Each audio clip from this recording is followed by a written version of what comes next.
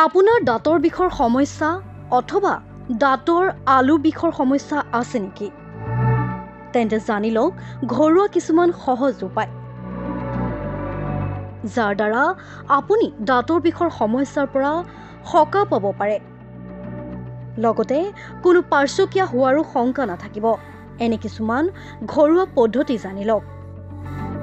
মধুৰি পাত। মধুৰি পাতে দাঁতৰ বিষ উপশম কৰাত সহায় কৰে। ইয়াৰ বাবে সতেজ মধুৰি পাত ধুই লৈ দাঁতেৰে ভালদৰে চুবাওক।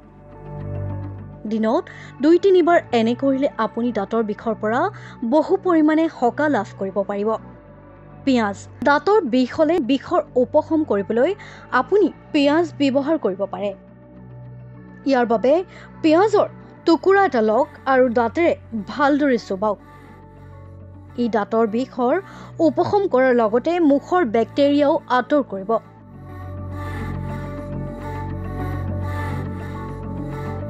লং। লঙে দাঁতৰ বিষ উপশম কৰিবলৈ যথেষ্ট সহায় কৰে। ইয়াৰ বাবে আপুনি দিনটোত 3 বা 4টা লং মঠি বিষ হোৱা দাঁতৰ তলত দি থ'ব পাৰে। ইয়াৰ বাবে আপুনি লং তেলো ব্যৱহাৰ কৰিব পাৰে। এনেদৰে আপুনি যদি দিনটোত 3 বাৰ কৰে তেন্তে আপোনাৰ দাঁতৰ বিষৰ অথবা আলু ফুলা উপশম হ'ব। আলু। দাঁতৰ বিষৰ পৰা সকাহ লাভ কৰিবলৈ আপুনি আলু ব্যৱহাৰ কৰিব পাৰে। আলুৰ বাকলি গুচাই টুকুৰা টুকুৰকৈ কাটি লওক। ইয়াক 15 মিনিটৰ বাবে বিষ হৈ থকা দাঁতৰ তলত ৰাখি থওক।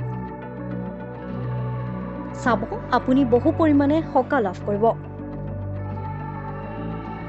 যেতিয়া দাঁতৰ বিষ হয় আপুনি নহৰু ল'ব। 2টা নহৰু বাকলি পেলাই দিয়ক আৰু ইয়াক দাঁতেৰে চুবাওক, বিশেষকৈ বিষ হৈ থকা দাঁতেৰে। এনে কৰিলে আপুনি বিষৰ পৰা বহু পৰিমাণে মুক্তি পাব। নহৰু দাঁতৰ বিষৰ বাবে খুবেই ভাল।